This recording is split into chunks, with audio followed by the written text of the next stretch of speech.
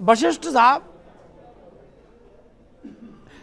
अब मामला रंग पे आ गया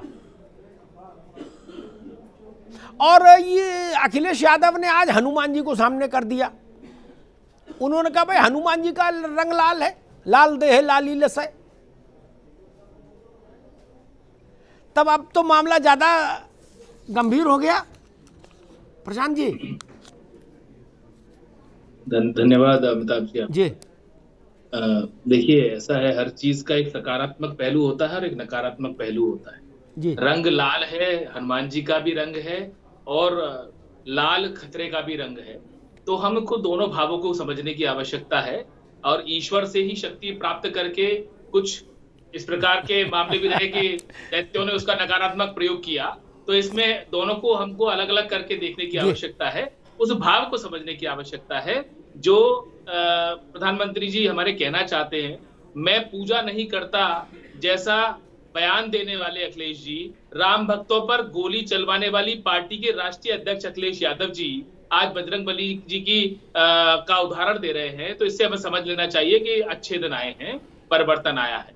दूसरा, हमें नहीं भूलना चाहिए कि उत्तर प्रदेश जो है वो माँ गंगा की धरती है, भगवान श्री कृष्ण की धरती है, भगवान श्री राम की धरती है। लेकिन इस सपा सरकार ने 2012 से 17 तक इसकी छवि को धूमिल करने का जो काम किया, बुरी तरह धूमिल करने का जो काम किया, भाई इस धरती को दंगाइयों की धरती उन्होंने कहलवा दिया। दंगाइयों की सरपरस्त सरकार रही 2012 से 17 तक। हम ये नहीं भूल सकते, ये लाल रंग का विषय है, ये खतरे का विषय है। 200 से अधिक दंगे अखिलेश जी की सरकार में हुए, ये हम नहीं भूल सकते, ये लाल रंग का खतरे का विषय है। मुस्लिम तुष्टीकरण के लिए माननीय अखिलेश जी की सरकार ने 2012 से 17 तक कुछ भी किया, आतंकवादियों के सामने घुटने टेक दिए। जब आतंकवादी पकड़े गए धमाकों में तो पुलिस के खिलाफ हत्या का मुकदमा इन्हीं अखिलेश यादव जी ने दर्ज करवाया। ये हमें नहीं भूलना चाहिए, ये खतरे का विषय है, ये लाल रंग, ये खतरे का के साथ इसकी तुलना होनी चाहिए। बिजली का मैं बताना चाहता हूं, केवल 5 जिलों में बिजली आती थी, बाकी सारे जिले टकटकी बांधे बिजली की प्रतीक्षा करते थे। 6-6 घंटे के स्लॉट हुआ करते थे इस उत्तर प्रदेश में। भाई साहब, आज बिजली जाती नहीं है, इन्वर्टर की कोई सेल नहीं है, जनरेटर की आवश्यकता इस उत्तर प्रदेश से समाप्त हो गई है। ये हम नहीं भूल सकते, ये ध्यान दिलाना चाहते हैं माननीय प्रधानमंत्री जी। और ये देखिए, एक तरफ हमारी सरकार है, भारतीय जनता पार्टी की सरकार है, जिसने उत्तर प्रदेश का विकास करने का काम किया है। इस 6ठे नंबर की अर्थव्यवस्था वाले प्रदेश को आज देश में नंबर 2 की अर्थव्यवस्था बनाने का काम किया है। और एक तरफ समाजवादी पार्टी की सरकार वो रही जिसने केवल अपने परिवार का विकास किया। ये हमें भूलना नहीं चाहिए। ठीक है, मैं समाजवादी पार्टी को भी बहस में ले आऊं। अमित जी, हमें एक और गाना था कहीं सिनेमा में, मुझे स्मरण आ रहा है, ये लाल रंग कब मुझे छोड़ेगा। तो अगर ये सब सिनेमा वाले आप लोगों की जंग सुन लेते तो ये तौबा कर लेते। ये कहते कौन ट्रोल में फंसे। आजकल तो ट्रोल का भी मसला है। वो कहते भाई लाल रंग पे गाना नहीं लिखेंगे कोई किसी सिनेमा में। अमित जमई, बीजेपी कह रही है कि रंग तो एक ही है, उसी में सकारात्मकता भी है, नकारात्मकता भी है। हनुमान जी की पूजा करके भी शक्तियां अर्जित करके आदमी गड़बड़ काम कर सकता है।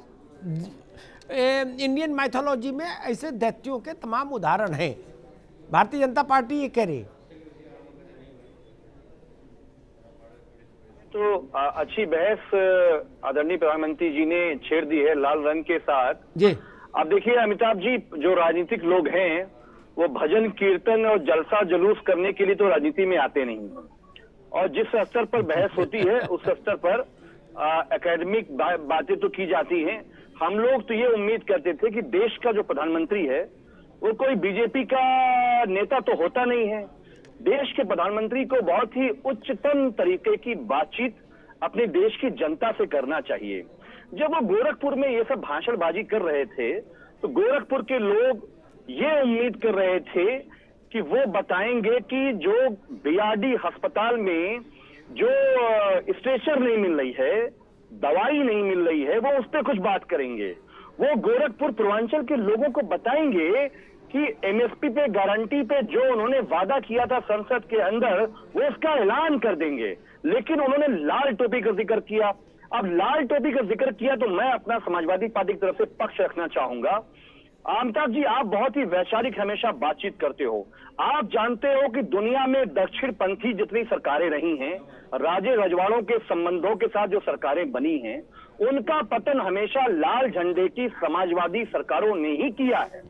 इसलिए प्रधानमंत्री ने थोड़ा बहुत लगता है आजकल स्टडी कर लिया है और वो बातों में कह भी गए कि ये लोग सरकार बना रहे हैं इसलिए कि ये हो जाए। तो लाल जो झंडा है, आपको मालूम होगा कि शिकागो में दुनिया का जो सबसे ऐतिहासिक विद्रोह था मजदूरों का, जब वहां के कॉर्पोरेट और नेताओं ने मिलकर मजदूरों का पसीना चूसना चाहा, उनकी मजदूरी नहीं दी, उनको जो है जो तनख्वाहें थी वो नहीं दे रहे थे और गरीब एक बड़ा तबका भूखमरी का शिकार हुआ था, तो उसमें कुछ मजदूरों की जान गई थी। मजदूरों ने पहला काम किया कि अपने सफेद शर्ट उतार कर उस खून से उसको सींच कर फैक्ट्री के बाहर टांग दिया और ये बता दिया था रेड अलर्ट, नो एंट्री, काम मजदूरों का नहीं होगा जब तक हमारी मजदूरी यानी एमएसपी नहीं होगी।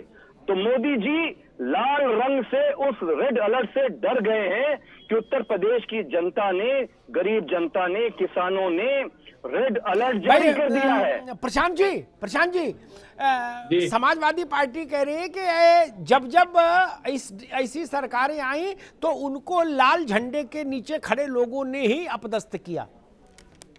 देखिए, पहले तो मैं पहले ही स्पष्ट कर चुका हूं कि हर चीज का सकारात्मक नकारात्मक दोनों पहलू हैं। समाजवादी पार्टी का जहां तक प्रश्न है, उनके लिए लाल रंग उनके साथ खतरा ही दिखता है, ये मैं कहना चाहता हूं। उन्होंने एक दवाई का विषय कहा। एक तो सरकार बनाने का एक दिवा स्वप्न मेरे मित्र जो देख रहे हैं वो जनता परिणाम बताती रही है। देखिए, 2014 में बताया, 2017 में बताया, 2019 में फिर बार बार इनके मुंह पर कालिख जनता ने पोतने का काम किया है। अभी दवाई के बारे में कुछ मेरे मित्र बोल रहे थे, तो मैं इन्हें बताना चाहता हूं कि आजादी से लेकर आज तक केवल 12 समाज मतलब भारतीय जनता पार्टी की सरकार आने से पहले तक केवल 12 मेडिकल कॉलेज उत्तर प्रदेश में होते थे। आज इस उत्तर प्रदेश में 48 मेडिकल कॉलेज संचालित हो चुके हैं। ये हमने काम किया है। हमने इंफ्रास्ट्रक्चर क्रिएट करने का काम किया है और मेडिकल मैन पावर भी क्रिएट करने का काम किया है। नंबर 2, इन्होंने एमएसपी पर बात की।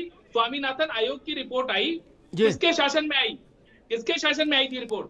कांग्रेस के शासन में आई। माननीय मनमोहन सिंह जी प्रधानमंत्री थे, 10 साल तक उन फाइलों पर क्यों बैठे रहे? वो क्यों नहीं उन्होंने निर्णय लिया? उसमें स्पष्ट रूप से लिखा गया था कि जितनी लागत होगी।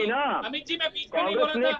अमित जी नहीं, लेकिन अमित जी भाई, कांग्रेस को सपोर्ट तो आप दे रहे थे ना भाई। आप और बहुजन समाज पार्टी दोनों मनमोहन सिंह की सरकार को सपोर्ट कर रहे थे 10 साल तक। Kindly do not poke your nose in between, let me finish.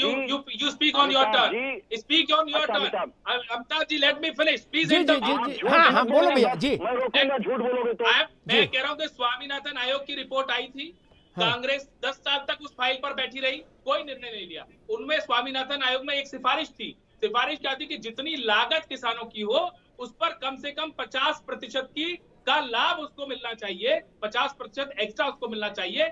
ये काम किसने किया? ये माननीय योगी जी की सरकार ने किया कि भाई उसमें 50% का हमने फॉर्मूला बनाया स्पेशल। आज जो एमएसपी सारे देश में डिसाइड की जा रही है वो 50% एक्स्ट्रा मिलाकर डिसाइड की जा रही है, जो पहले कभी नहीं होता था।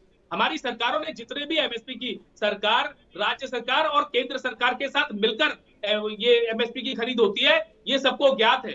हमारी सरकार में जितने भी सरकारों ने जो भी अपना डिमांड भेजा है, सारे डिमांड ठीक है प्रशांत, ठीक है।